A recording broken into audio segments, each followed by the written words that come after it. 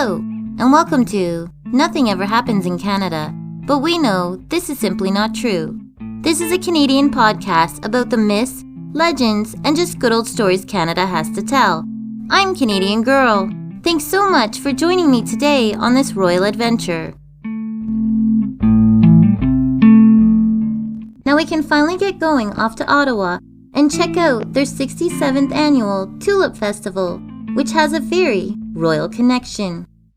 Grab that sunscreen, you're going to need it, as we walk through Commissioners Park in downtown Ottawa on this beautiful day in May. Bring some water and make sure your camera or phone is charged. We're about to see over 2 million tulips and over 100 different kinds. Well, we are going to try and see as many as we can while I tell you the story about the princess born in Canada.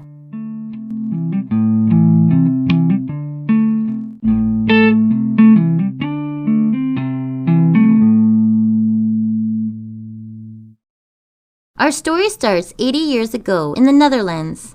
The Nazis have invaded the country and are terrorizing everyone. In fear, the royal family would first take off to London, England, to seek a safe hiding spot, when what is known as the Battle of Britain would break out next. The Dutch Queen, Wilhelmina, feared for her family's safety and swiftly whisked them all across the sea to Canada. In June 1940, Princess Juliana, Queen Wilhelmina's daughter, as well as her two daughters, Princess Beatrice and Princess Irene, the Queen's granddaughters, would all settle in the Rockcliffe Park area of Ottawa. Let's stop here for a second and look at some of these beautiful tulips. In our first section here, we find some beautiful orange queen tulips. They have yellow petals to start, then turn into a red-orange tip. They almost look like fire when they're all grouped together. The next one here is the Princess Irene tulip. Again, another red-orange type tulip, which is said to be very beautiful to smell. And finally, in our last section here, you'll find the tulip Calypso, another glowing red-orange tulip with yellow margins this time, almost opposite the Princess Irene tulip. Fun fact, in the tulip world, the orange tulips are said to represent happiness. Speaking of happiness, that fall, in 1942, the Princess Juliana would discover some wonderful news. She was pregnant. As the war raged on overseas in her home country, she had a small piece of joy she could look forward to and share the news with the people of the Netherlands, bringing a sense of hope and joy across the war-torn country. There was one problem. In order for the new bundle of joy to inherit its royal birthright, the baby had to be born a Dutch citizen, and only a Dutch citizen, not a Canadian citizen too. The problem was not that the baby had to be born on Dutch soil, as many believe. The Dutch practiced the law as the right of blood. If you are born to two Dutch parents, as in this case Princess Juliana and Prince Bernhard, you would be born Dutch. The problem was Canada's law, which is birthright citizenship. If you are born on Canadian soil, you are a Canadian, regardless of who your parents are. So how are they going to have their soon-to-be new royal princess in Canada, but not on Canadian soil? They came up with a plan. Don't worry.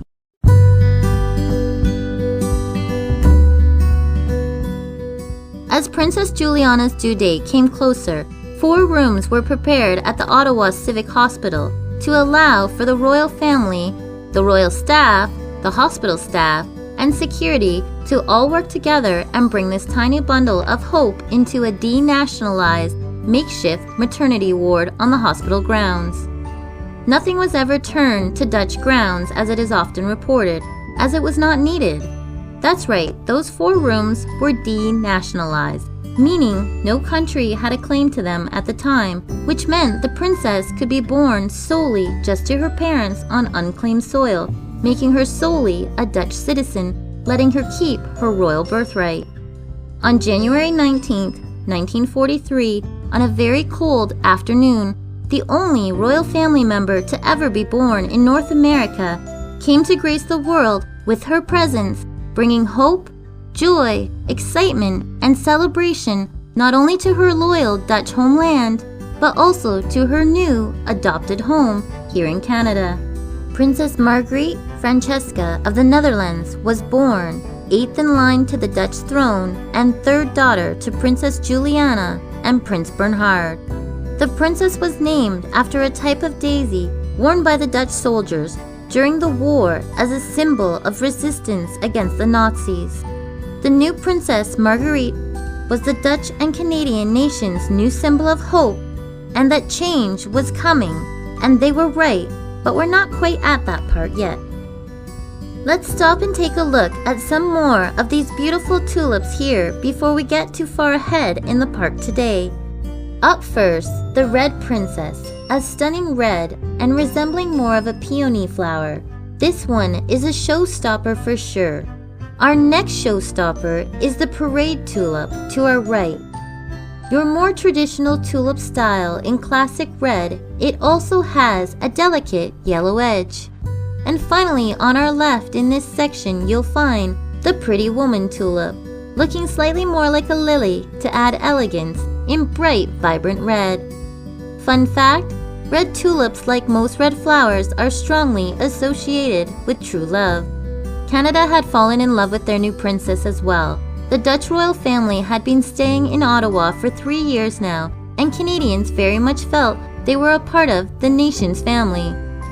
When Princess Marguerite was born in Ottawa that January afternoon, the Carillon Tower bells rang out with the Netherlands' national anthem to celebrate the exciting new royal addition. For the first time and only time in Canadian history at the Parliament buildings, a foreign flag was flown alone. The Dutch flag was flown high and proud over the Peace Tower in Ottawa that day to celebrate the new princess. Both countries knew hope. Right after the princess was born, the family would move to the Stronaway House. Today, this is where the leader of the opposition lives in Canada. It is located in the Rockcliffe Park area of Ottawa. Princess Juliana was so touched by the Canadians and their generosity. She received telegrams, flowers, presents, and more from all across the country. Princess Juliana is quoted as saying, "Canadians are so nice." She was also so touched by the amount of Canadian societies that made large donations to her home country back in the Netherlands, celebrating the birth of her new daughter, the princess, the flower of hope, Marguerite. See pictures of the family in Ottawa. The links are always in the show notes below. Just 2 years later, things had become very bad in the Netherlands. The war was still happening and they were running out of basic supplies, and more important, food. The Canadians would come through again for the Netherlands in an even bigger way. In early April, Canadian troops, like the one we talked about in Season 2, Episode 26, Private Leo Major, who is affectionately known as Canada's very own Rambo, who would help in the storm of the western and northeast towns of the Netherlands, town by town, removing Nazis to help liberate the country. It is estimated 75,000 Canadians were lost in the battle. Most of those soldiers rest today in the Netherlands, where they are greatly protected and taken care of by the locals, who will never forget what they did for them. Side note, if you have not heard the story of Private Leo Major that we discussed in the episode War Heroes of Canada that I mentioned above, Season 2, Episode 26, I highly recommend you check it out. Not only did Private Major capture 93 Nazi soldiers all on his own, he is a celebrated hero to this day in the city of Zoll for his courageous acts of bravery. And to be honest, you should know who he is. He is a true Canadian hero. That's Season 2, Episode 26, War Heroes of Canada. He is the last hero I discuss in the episode. If you want to skip, right to him. But back to our story. The Netherlands and Canada worked together once again, building a friendship that would not be broken. Just weeks later, starting April 29th to May 7th, the Canadians would return again, this time dropping food supplies to the starving and war-devastated country in an operation they dubbed Manna. The Dutch were so grateful for the food drops and the liberation of their country They spelled out thank you messages that could be read from the air so the pilots making the food drops could read them. Those thank you messages, any guesses what they were spelled out in? Tulips. That's right. The country's national flower, the tulip. There is even a Canadian Heritage Minute about the food drops that you can find in the show notes below, along with so many other great pictures and YouTube videos. See the show notes below. Before we leave this part of the park, let's stop and check out some more of these beautiful tulips. These beauties to our right are the Daydream tulips. They are beautiful golden yellow with just a hint of orange trim. They are some of the largest and easiest to grow in the tulip family. To the left, we have the golden Oxford tulip, the most popular of all the large tulips. It's the type of flower that can brighten anyone's day. And finally, straight ahead, and the star of the show, we have the gold dust or fringe tulip, resembling a rose somewhat or a peony's look, with orange petals and gold-like fringe around the edges. She is said to smell just wonderful. Fun fact, yellow tulips are considered to mean hope, cheerful, and happy.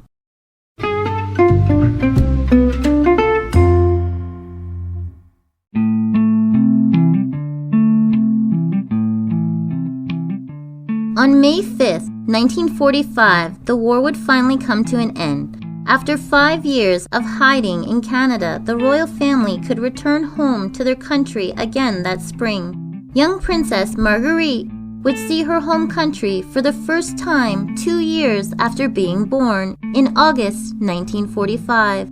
That same year, despite the country's tough times, Princess Juliana would send 100,000 tulip bulbs as a gift of thanks to the Canadians for all that they had done for her, her family, and the Netherlands during the war. Then in 1946, 20,500 tulip bulbs arrived again in Ottawa, with the request from the Princess Juliana that 3,000 be taken each year and planted at the hospital grounds where the Princess Marguerite was born. Then, 10,000 more tulips arrived in 1947. Princess Juliana would become queen just 1 year later in 1948, and she continued on the tradition of sending 10,000 tulip bulbs every spring to Ottawa. In 1953, the first Tulip Festival was held in Ottawa at the suggestion of a world-renowned photographer who believed the event could be marketed worldwide, and in fact, he was right. It would be held for the next 67 years and counting every May. Side note, even this May, the Tulip Festival went on during the whole COVID-19 pandemic, virtually of course. From May 8th to May 18th, 2020, on the YouTube channel Tulip TV, the Ottawa Tulip Festival posted daily videos so the world-famous Tulip Festival could still be enjoyed. The link to their channel can be found in the show notes. And yes, I did say the world-famous. Every May, over 500,000 people travel from around the world to Commissioners Park in Ottawa to attend the Tulip Festival, also making it the biggest tulip festival in the world. With 10,000 new tulip bulbs showing up every year, the festival just keeps growing. Today, there are over 2 million stunning tulips. There are over 100 different types in 100 different flower beds, and they can be seen in 40 different places across Commissioners Park and the Ottawa Civic Hospital grounds. There is a great video I have linked in the show notes that shows a whole bunch of different tulips found in the park. Many of the ones that were mentioned in our adventure today can be seen there, so please do check it out. They are so pretty. Princess Marguerite, Canada's very own Dutch princess, has been back to her second homeland, as she affectionately calls it, many times, visiting such places as Brampton, Stratford, Goderich, Hamilton, Ottawa, St. Catharines, Toronto, just to name a few in Ontario, the province she once called home. She's also been to Calgary, Vancouver, and has even traveled to the far north. She has not forgotten where she was born, and most recently was just here in 2017. In 2001, Ottawa would officially adopt the tulip as its own official flower. So as you walk out of the gardens today and pass by such tulips as the Salmon Expression, Dreamland, the Antarctica, Christmas Dream, the Elegant Lady, and Candy Stripe, remember that they are beautiful symbols of the bond once built by Canadians and the Dutch, at a time when Canada once housed and protected the Dutch royal family and helped free their nation, a bond that will never be broken and only keeps growing every year, tulip by tulip. I'm Canadian Girl. Until next time, my friends.